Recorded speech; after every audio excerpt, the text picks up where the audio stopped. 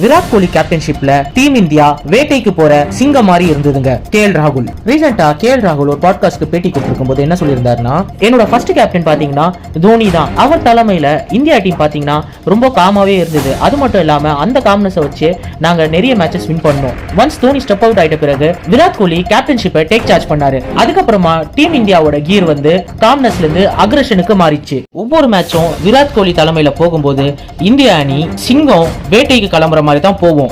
அவரு team meeting அப்ப என்ன செய்வார்னா, நம்ம சாவுற வரைக்கும் சண்டை செய்வோம். நம்ம டீம்ல 11 விக்கெட் போயிடுச்சுன்னா பரவாயில்ல, ஆனா அதே மாதிரி அவங்க டீம்லயும் 11 விக்கெட்டையும் நம்ம வீழ்த்தணும். ஒரு மேட்சும் நீங்க அக்ரெசிவா விளையாடின ஒண்டிதான் மத்த அணியோட 20 விக்கெட்டும் நீங்க எடுக்க முடியும். எங்களை இதுதான் அப்படின்னு சொல்லி செட்டில் டவுன் ஆக விட மாட்டாரு. இதுக்கப்புறமா உங்களுக்குள்ள திறமை இருக்கு, நீ அதை வெளியில எடுத்துட்டு வரணும்னு சொல்லிட்டு எக்ஸ்ட்ரீம் லெவல் வரைக்கும் அவர் எங்களை கூட்டு போக வச்சாரு.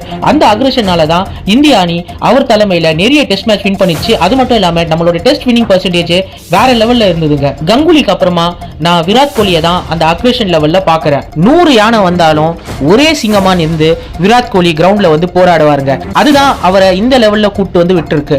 அப்பயே நான் சொன்னேன் நீ சிங்கம் தான் அப்படின்னு சொல்லிட்டு. அது இப்ப பாத்தீங்கன்னா ட்ரெண்ட் ஆயிட்டு இருக்குங்க.